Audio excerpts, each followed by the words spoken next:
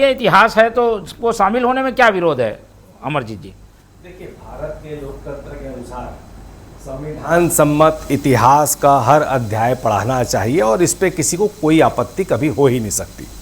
लेकिन आपको मैं ये बता रहा हूँ, आज शिक्षा का राजनीतिकरण करके जो ये पढ़ाने का अभी और पाठ्यक्रम में शामिल करने का जो षड्यंत्र भारतीय जनता पार्टी कर रही, उसकी असली वजह सिर्फ ये है कि भारतीय जनता पार्टी हमेशा से अतीत की बैसाखियों के सहारे ही अपनी राजनीति करती है, क्योंकि उनके पास बताने के लिए ना कोई गौरवशाली इतिहास है और ना ही उनके पास बताने के लिए कोई वर्तमान की उपलब्धियां हैं। तो इनके जो पुराने पाप हैं, गोडसे के, सावरकर के और मुस्लिम लीग के साथ मिलकर देश को टुकड़े करने के लिए, उस पाप को धोने के लिए, और उनके पास कोई गौरवशाली इतिहास नहीं है तो उसको छुपाने के लिए या इस तरह शिक्षा का राजनीतिकरण करने के लिए इस पाठ्यक्रम में शामिल करने का षड्यंत्र कर रही है।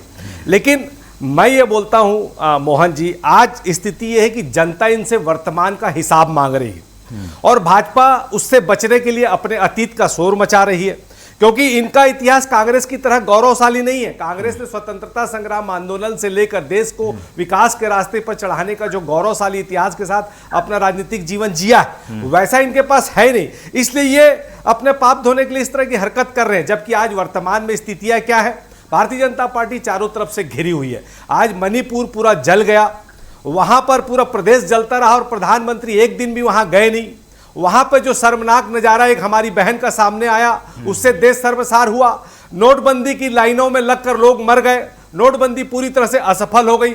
किसानों के 3 काले कानून लगे, उसको माफी मांग के इनको वापस लेना पड़ा। 700 से ज्यादा किसानों की शहादत हो गई। लोकतांत्रिक संस्थाओं का ये लगातार दुरुपयोग कर रहे हैं, सामाजिक सौहार्द खराब करके उसका ध्रुवीकरण का राजनीतिक लाभ ले रहे हैं। 90 से अधिक पेपर लीक हो गए, नवरत्न कंपनियों की इन्होंने बिक्री कर दी।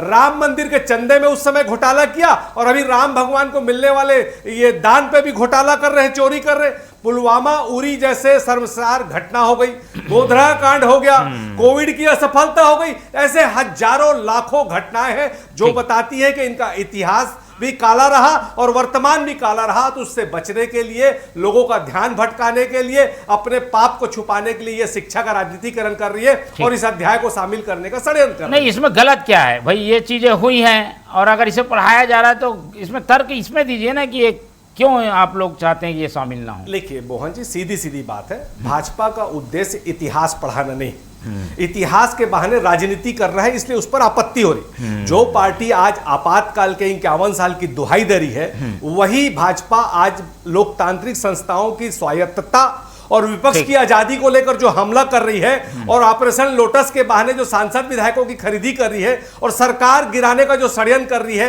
भाजपा में हिम्मत है क्या कि उस इतिहास को भी वो बच्चों के उसमें पढ़ाने का काम करेगी? आज अभिव्यक्ति की स्वतंत्रता पे सवालों पर लगातार भारतीय जनता पार्टी गिरी हुई है। अगर इनमें हिम्मत है तो ये सावरकर ने जो माफी मांगी थी या गोडसे ने जो हत्या की थी, उस पाठ्यक्रम को भी ये शामिल कर दे, हमारी कोई आपत्ति नहीं होगी। चलिए, पाठ्यक्रम का जवाब